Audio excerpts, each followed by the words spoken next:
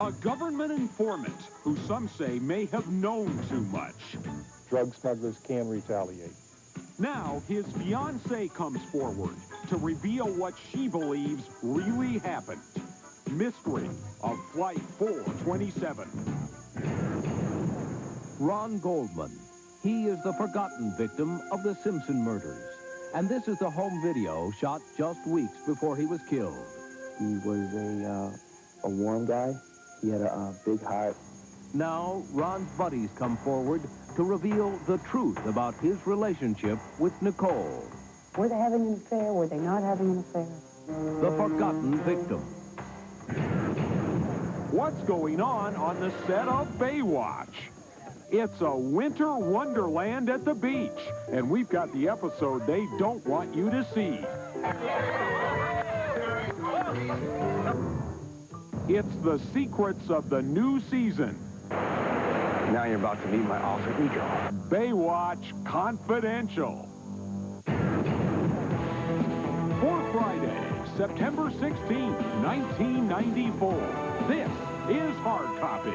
Hello and welcome. I'm Barry Nolan. And I'm Terry Murphy. Glad you could join us. It was 1 week ago Thursday that Flight 427 fell from the sky, killing all aboard.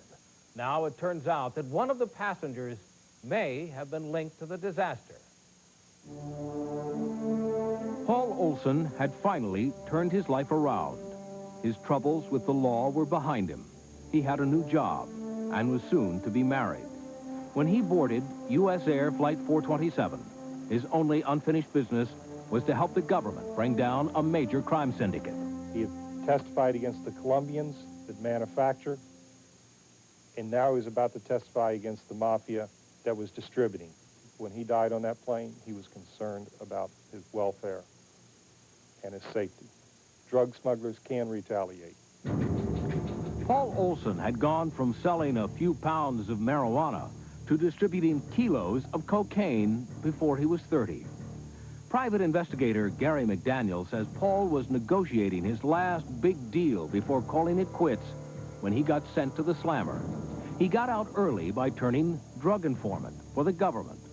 He got on the wagon, admitted his wrongdoing, took it on the chin, lost all of his monies, and decided to come back to the basics. But there was one more thing Paul Olson had to do. Last week, he'd been summoned by the Fed from his Florida home to Chicago. It was his last meeting before he was going to testify against a major Chicago drug dealer. He had not testified in the courtroom, but they were on notice of what he was testifying to once he arrived and after he left. And now, Hard Copy has learned that Paul's fiancée, Jerry, fears the mysterious crash of Flight 427 may have been due to sabotage in order to silence her future husband. As far as motive to kill Paul and to kill him by blowing up an airplane, that's been proven before by Pablo Escobar and other Colombian figures. I know that people around Paul had the means to do it, and they had the means to know he was coming and he was going. That's why Jerry now lives in fear, afraid that whoever wanted Paul dead may come after her. She may have knowledge of some of the things that Paul was going to testify to. If she has that knowledge and shares it with the wrong people, others could be victimed by it. From wedding plans to facing life alone, Jerry and Paul's wish for a simpler life will never be. A tragic ending for a man who, by all accounts, had turned his life around. On Monday, Paul Olson's fiancée Jerry will tell her full story and why she believes sabotage may have played a part in the disaster. As for the FBI, they dispute any suggestions that Flight 427 was sabotaged and say they have found no evidence of foul play as of yet. Now, as O.J. prepares for court on Monday, it's an intimate look at one of the forgotten victims in this tragedy, Ron Goldman. Now his friends have come forward to set the record straight about his relationship with Nicole. Diane Diamond has the interview. Welcome to part 2 of Truth or Dare. The kennel and its little members. This was Ron Goldman as only his closest friends knew him. In this home video of Ron, shot just a few weeks before he was killed, he plays a party game with other 20-something friends who shared Ron's dreams. We had I'd say a close-knit group of friends, a little rat pack that we ran together, and he was always happy when we were all together. Mike Davis and Jeff Keller were close to Ron in the final few months of his short life. The three young men had a lot in common. They spent hours together at the local gym and hanging out in their Brentwood neighborhood. It's hard to make new friends, and people you can really confide in a short time, and Ron was that kind of person. Very trustworthy, very reliable. If he said he was going to be at your place at 1 o'clock, he would be there at 5:00. He was a warm guy, very open-minded. He had a big heart, but I think the most noticeable thing about him was the fact that he was a real person. He was also a hard worker and waited tables at Mezzaluna restaurant to pay the rent. But his friends remember Ron as the life of the party. His playful nature is captured in this innocent game of truth or dare. I love Gorbachev! In Brentwood! I love Gorbachev! In Brentwood! He didn't really have too many inhibitions. He didn't mind dropping his pants in a moon-like effort to the street at 9 o'clock at night, so he didn't have any inhibitions. Is that what he was doing out on the tree? Uh-huh. Uh-huh. And Ron was quick to laugh. That he was handsome made it easy for him to meet girls. His daily routine often brought him to this coffee shop, and it was here that Ron's life would forever be changed when his friends first introduced him to Nicole Simpson. There has been so much said and so much speculation about your two friends, Ron and Nicole. Were they having an affair? Were they not having an affair? No, they weren't having an affair. Simple, clear-cut answer. A lot has been said about him driving that Ferrari. We all Her have. flashy Ferrari. We all have. You drove it too? Mm-hmm. Ron didn't even have a car, so it was almost like a favor. Nicole had two vehicles. She had her Cherokee and the Ferrari. And the Ferrari's, you know, a hot car, so if he ever needed to borrow a car or something, she was that type of person. She was really warm and giving. Ron Goldman was also the type to do a favor for a friend, like dropping those glasses off at Nicole's condo the night of the murders. It was an act that would cost Ron Goldman his life. But unlike Nicole, Ron's identity was not immediately known after the bodies were found. In fact, when Mike and Jeff heard the terrible news about a double murder involving Nicole, they rushed to Mezzaluna restaurant to talk to Ron. And we saw three waiters right off the bat, and not one of them was Ron. And right off the bat, we were, like, really concerned. I had this eerie feeling. I just knew. I know, like almost like a bad omen. I knew that it had been him. I don't know why I had that feeling, and it was scary. It really was. Today, it is still difficult for these likable young men to accept that their friend Ron and his dreams are gone. What do you miss most about Ron? I guess having the kind of person around that if you're down can pick you up, and he had an infectious laugh. He always had one of those laughs that made people just want to be in a good mood. So I definitely miss that. Just miss his presence, you know what I mean? He was a great kid. Ron Goldman, brutally slain at the age of 25, survived by a loving family and close friends. Their final hope is that he will not be forgotten. Just think about the victims here. Think about both the victims. Think about Nicole, think about Ron, and think about all the thousands of people that they have touched in their lives. Think about how they're going to feel now. What are they going to do? You know, all these questions unanswered. So I feel for them. I feel for his friends and his family. I feel for Nicole's friends, family, her children. But where they are now is a much more divine place than where they were before. And they obviously are needed more in heaven than they are on earth. Sadly, Ron Goldman's friends and family must relive the nightmare of his death beginning next week in a Los Angeles courtroom. And now there's a report that a strand of hair found on Goldman's body appears similar to samples taken from O.J. Simpson. Meanwhile, O.J. and Nicole's young children, Sydney and Justin, may be called to testify at the trial. We will, of course, be in court to bring you the very latest on Monday. Now, she posed for Playboy, but will she be stripped of her badge? If you don't agree with what I've done, I'm sorry. And, hey, if we all thought alike, this would be one boring place. The scandal of one hot cop. NYPD nude is next. And And then what's going on the set of Baywatch? It's the secret episode they don't want you to see. Monday on Hard Copy, Oprah. No! She may be loving life now, but wait till she reads this book. This book is highly critical of Oprah and her family. It's everything Oprah doesn't want you to know, and Hard Copy has it. The author says, forget about Stedman marrying Oprah. Oprah doesn't seem like he's going to settle down, and Stedman doesn't want to be just another appointment in her book.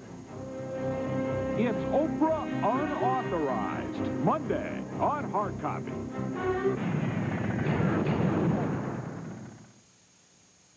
Lightning. It kills more people every year than tornadoes and hurricanes combined. And there wasn't a way to track the path of this dangerous weather event until now. Hi, I'm News 5's Chief Meteorologist Gary Amble. With Lightning Tracker 5, we can now tell you exactly what the strength and movement of lightning is across the Kansas City area. It's another way we're working to bring important weather information to you and your family. Lightning Tracker 5, the only place you'll see it is on News 5. It's lunchtime in America, and all across this great land, that half-hour time clock is ticking. So consider the lunch buffet at your neighborhood Pizza Hut, where the minute you walk through the door, you can load up on all the freshly made pizza, salad, and pasta you can eat for just $3.99, and then actually sit down and enjoy your lunch. Back from lunch? Grossman? Instead of bringing it back to work with you. Have I told you, babe? I must be dreaming. I love you. You won't relax. Turn on the light. I wonder. Music that relaxes you. Songs that make you feel good. Turn on the light. Like 99.7 FM. My vacation was coming soon, but not in a bikini. No way. I had to lose the weight, so I used Cybergenics Quick Trim 14-day weight loss system, and I went from this to this and lost 22 pounds. Quick Trim from Cybergenics is the 14-day weight loss system, 100% satisfaction guaranteed, or your money back. For me, Quick Trim is a dream come true. Available at Treasury Drug and other fine health food stores.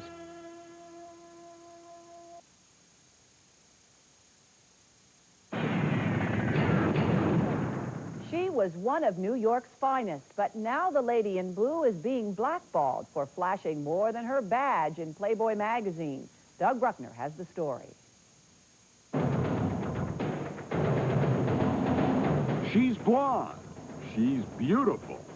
She's built. And she's a New York City cop. But now that Carol Shaya has stepped out of her uniform to pose for Playboy, some say the only thing she should be stripped of is her badge. I think it demeans the office. I mean, she represents the police department, and I think she represents them better clothed rather than unclothed. I didn't think it was appropriate for her to pose in her uniform to represent other police officers. My attitude, if you don't agree with what I've done, I'm sorry. But fortunately, I'm entitled to do what I want.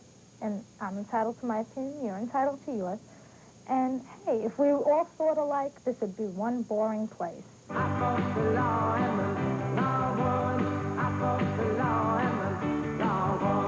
Before Carol Shaya became famous for her arresting pictorial in Playboy, she was an ordinary cop on the force for 4 years, pounding the pavements of some of New York City's meanest streets, the 42nd Precinct.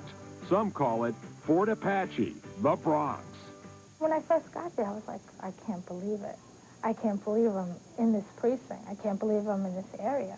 I mean, after honestly, a week, I was fine. Carol has had to be one tough cop with all the heat she's been taking this summer. It all started when Carol's police sergeant husband sent her picture to Playboy. It wasn't long before she went from the Bronx precinct to L.A.'s Playboy mansion. By August, she was featured on the cover of Playboy magazine and uncovered on the inside, wearing little more than a pair of handcuffs. People do whatever they want today. They say it's the 90s. I don't think it does belittle the department. I think, hey, not all cops are fat, right? As many of us think. The guns and poses on the pages of Playboy got New York City brass up in arms. Not because Carol was nude, but because she violated police policy by posing in her uniform. And she also got grief from her fellow female flatfoots. It's not affecting me as a police officer. I'm still doing my job. I haven't committed a crime. I mean, what have I done wrong? And it's very odd that they're badgering me for this. See, I really believe cops should be in good shape, and these are the women that should go to the gym and take care of themselves. Carol's sexy spread caused such a stir at the station house that she got stripped of her regular duties, pulled off her beat, and put behind a desk. I'm not out to cause problems with this department. I'm really not. I didn't go in this to cause problems with them. So if this is what's making them happy, it doesn't bother me. It really doesn't. I'm typing like I never typed before. But Carol doesn't seem to mind. These days, she prefers carrying a portfolio to a pistol. Carol's moonlighting with her new career as a model. Life has become more interesting to me. My life is more, hey, I'm a police officer and a model now. I mean, I think they're both great jobs. Despite everything, Carol still faces possible disciplinary action from the NYPD. She could also lose her badge. Now, the folks at Baywatch have something to hide. Hi, I'm David Hasselhoff, and you probably know me as a hero-type guy. Now you're about to meet my alter ego. From behind the scenes, it's Baywatch Confidential. The secrets of the new season, next.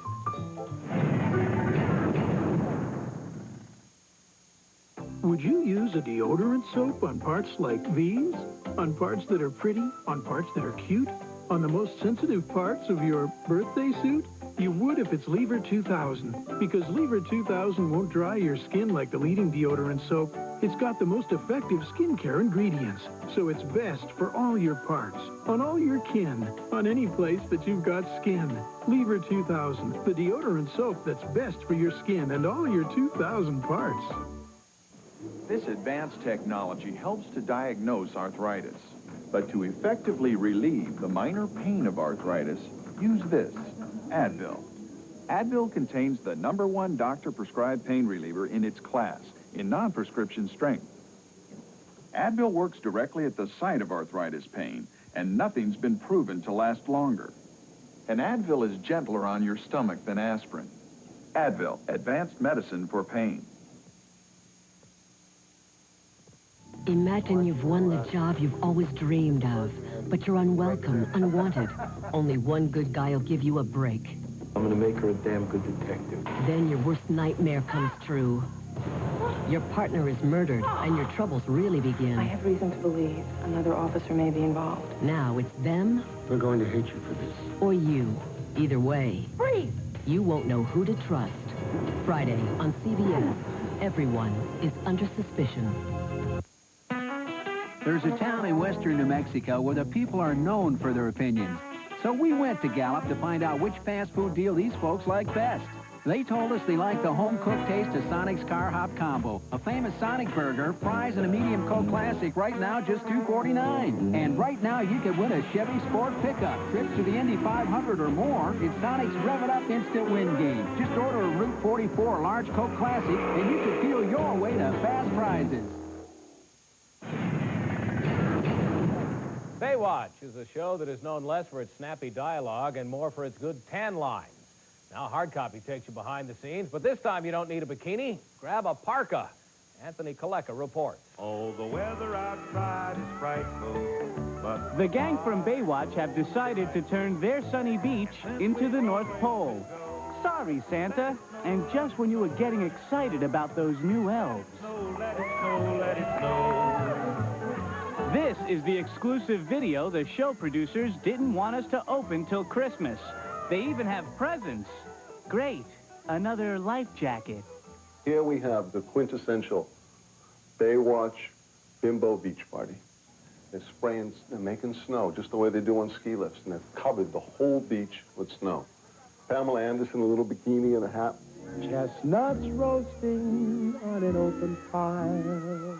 The Christmas show is just one surprise the cast of Baywatch has in store this season. New cast members Yasmin Bleeth and Jason Simmons aren't the only ones shaking up the shore. This year, the first episode is going to be called Living on the Edge, and it's about the Baywatch team that goes to save a seismology crew after a huge earthquake hits, and some of them are stuck underwater. Baywatch is going to be concentrating on stories with emotional value, that pull up the heartstrings. They want to show stories that have content and not just fluff. Oh, there's a lump of coal for you. But hold on, that bag's not empty yet. They are still going to have a lot of fun doing the beach thing, the brainless stuff, with half-naked men and half-naked women, doing ludicrous things on the beach that don't really happen on real beaches. Like snowstorms and transvestites? Let us explain. David Hasselhoff doesn't want to be typecast as a brainless hunk. He wants to do Frankenfurter from the Rocky Horror Picture Show. He wants to play that transvestite, and that's a real stretch for an action hero to go out and want to be a transvestite. I'm just a freak transvestite. And a tanned transvestite is only the beginning. Hi, I'm David Hasselhoff, and you probably know me as a hero-type guy rescuing people on the beaches of Southern California. Now you're about to meet my alter ego. He's doing this movie of the week for Fox that airs November 1st called Avalanche, in which he plays a really, really bad guy. But don't worry. David Hasselhoff's other projects won't keep him from playing the part of America's favorite lifesaver. There's going to be a spin-off of Baywatch next year, and it's called Baywatch Nights. And David will be playing a private investigator. It's Baywatch at night, day, summer, and winter. Now, if we could somehow just get these guys in space. Is America ready for another transvestite action hero? Well, I am. I don't know about you. I love this show. It's just, I watch it all the time. Now, some viewers find our Mr. Coffee story last night hard to swallow. We'll have some of your comments when we return in a moment. Stay with us. Call Hard Copy's viewer voicemail with your comments on tonight's show at 1-900-268-6868. Each call costs 50 cents. I like the paid training. And 10% bonus for evening shifts. I like having paid holidays. And paid leave. And having retirement benefits. If these benefits appeal to you, then test for one of our jobs as a clerk. These seasonal term and temporary appointments last from 1 to 4 years. For more information, call us at 926-5558. That's 926-5558. Call now. You're home alone. You're craving pizza.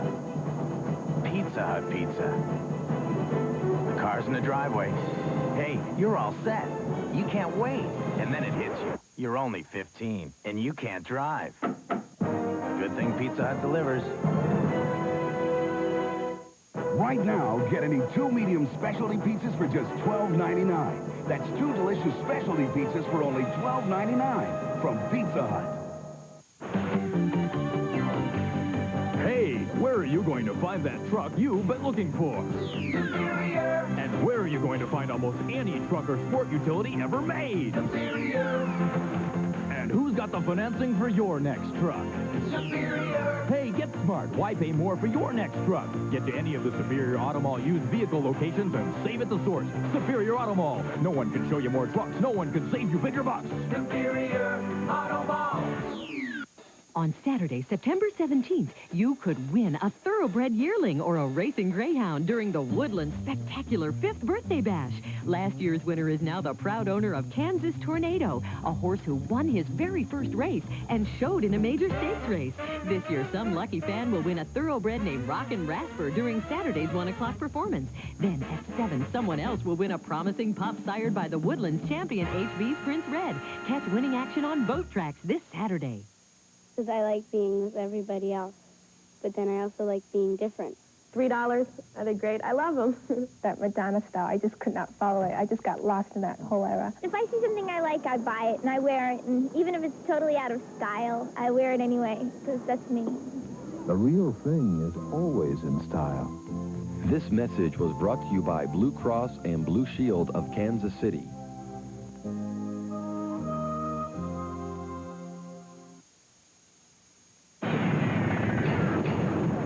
Now, is his fame fleeting? Kato. What's this again? Yeah. Don't feel alone. I'm sweating. I don't know about you. You saw him on a national TV show. Hi, I'm Kato Kaelin. But wait till you see him at the auto show. And your name, sir? Kato. He's gone from obscurity to stardom. But now some people say his 15 minutes of fame have run out. And he's even having a feud with O.J.'s children. Nell walked over to Jason and said, look, Kato's here. And he said, yes, I can see that he is. Jason's response was, well, providing he keeps his distance, that's fine. The Kato Backlash, Monday on Hard Copy. Now, reach out and touch us by dialing up our viewer voicemail at 1-900-268-6868. Each call costs 50 cents, and you must be 18 or older to call. I'm Kerry Murphy. And I'm Barry Nolan, and last night's story about Mr. Coffee, caught on tape, really jolted viewers. Here's what you had to say. Have a great weekend. Hope to see you right back here on Monday. Good night. My name is Nancy, and I live in Lima, Ohio. There's a man that spiked the coffee. I don't know what his name was, but please get help because you need it, buddy. My name is Michelle. I'm calling from Brooklyn, New York. I'm calling about the disgruntled employee. I can't believe that he's got the nerve to show his face on national television. He's disgusting, really disgusting. Thank you. My name is Stacy Steele. I'm from St. Joseph, Missouri. My comment is on the story about the man who had the special brew of coffee. I don't think that was a prank. I think that was very disgusting, and I think his punishment should be that he should have drank the pot of coffee, not the co-worker. Yes, this is Helen Bellow from Westerly, Rhode Island. I'd like to comment on the man about the coffee. I'm glad he got fired. He should have got fired. And if he did that to me, I would be Mrs. Bobbitt. Hi, my name is Dodie Bartow. I live in Comanche, Oklahoma. I'm calling about the man who was urinating in the coffee. Whether that was a prank or not, I think it's absolutely disgusting. And he ought to have a little bit more respect for anybody, no matter if he didn't like them or not. Ed Toller, Kansas City, Missouri, regarding the St. Joseph coffee whiz. I understand that now that he's been fired, he's so poor that fella doesn't have a pot to you-know-what in.